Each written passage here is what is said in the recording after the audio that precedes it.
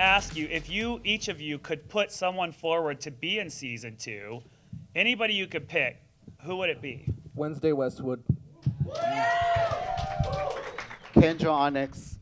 I don't know her. Nikki Vicious. Christina Clown. Damn it, you took it. I was going to say it. She may... It's because she's f***ing you, isn't it? That, she's great in bed, and she's f***ing horrifying. That bitch scares me. But I still f*** her. I'd say Auntie Christ. She's British, but she's great. And then I would say Kendra Onyx as well. She's amazing. I love her to death. I would say myself again because I just love myself that much. Where's the ding? Or actually, it's actually just because I can't think of a queen right now. Except for yourself. Exactly. Okay, so the last question before we get questions from you guys is to Vander. Vander, we all know what success being on a show like Drag Race can mean for drag queens who end up on the show. But what does it feel like to be the first winner of a show like this, whose path is yet to be defined? How do you hope to define it for future winners, and how will you leave your own mark on the Dragula mythos? Okay. Well, the first part of that question is 3-part questions. There's so much lipstick on this mic, y'all, if you could see it. Well, as far as what it's like to win the show, obviously it's extremely humbling. I mean, when I came into the show and all these amazing performers, everyone here kind of had a name for themselves.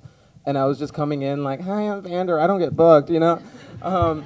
But honestly, it's been one of the most humbling experiences that I've ever lived through. And I think being on the show and seeing the effects of it after, and I feel like almost everyone in this room, and I can tell you almost everyone on this panel, was at some point like a little gay boy, like this little faggot, living in a small town with like, surrounded by shitty people.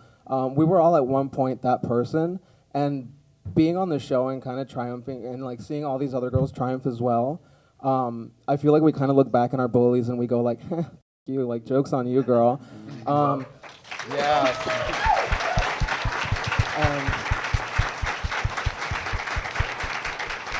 And I think that the show very much has the power to translate that idea into the people who watch it, people who may be feeling insecurities, who may be that weirdo in the town who don't quite fit in.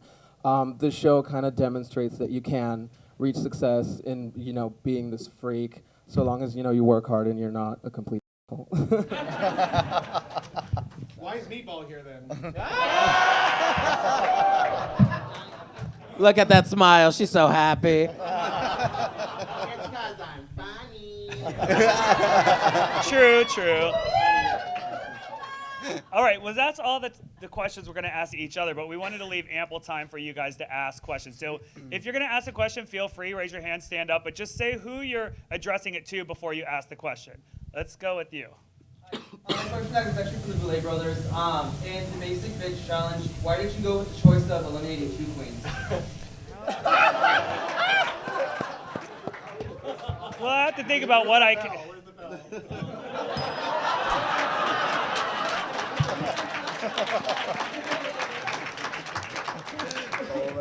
Every elimination was a really hard decision. That's actually the truth. I mean, we deliberated with each other, and you know, there are other people on the set.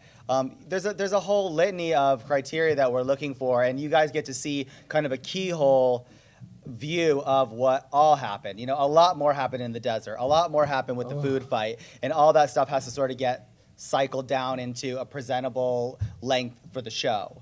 I feel like there could be a whole second, season of just, the rest of what actually happened. But, we got attached to the girls too, obviously.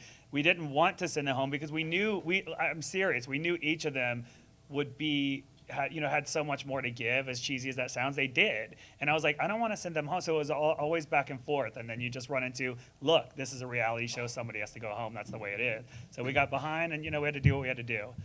Anyone else? I see a hand there. What are your all's names? I only know you as the Boulet Brothers. Well, we do have individual drag names. We don't use them much. Everyone calls us the Boulet Brothers, and we like it like that. But I am Drac Morta, and this is Swan Thula.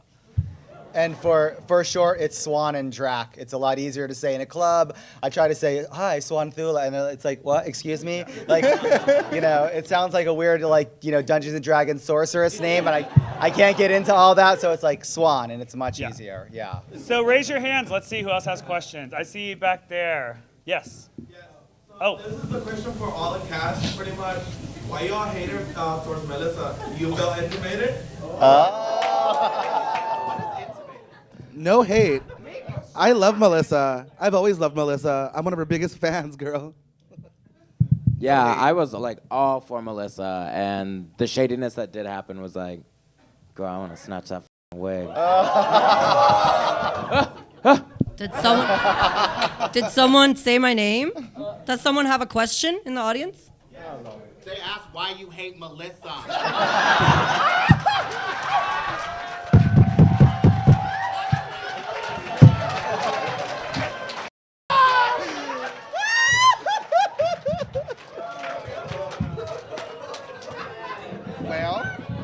I mean, it's pretty simple. Like, it's not, it's nothing personal. If somebody calls me out and, comes for me, then I'm going to call them out and come for them. We all have insecurities. We all have shortcomings. Like, it was just the moment, it was in the moment. And, I mean, now Melissa and I are cool. We work together all the time. And, we're over it, like adults. We have disagreements, especially in high-pressure situations. And we got over it. I mean, we all have to agree it's a competition. So when you're under the pressure, some shit has to go down. And especially, we have to throw someone under the bus. We have to do it. I mean, would you guys rather see the sweet side of us and be like, oh, well, And if everyone was telling you that you deserve to go home, don't you think you might get a little defensive? Ask yourself that. I mean, honestly. She chose me. She wanted to set me home. I think that's like, I'm about to jump Laura. Honestly, it's the truth is, they were in a heated situation, and we asked the question. We asked them to do it, and Melissa stepped up and said her opinion, and that's the truth of it. We asked them to say their opinion, and they did, and that's all there is. And it was tense for all of them. Loris had, tension with people. Melissa had, everybody did, because it's very intense to be getting up at 6 in the morning, painting your face, showing up at these weird locations. They didn't know what we were going to do to them. They literally, every day, did not know. Meatball, I know nothing but, happiness from here.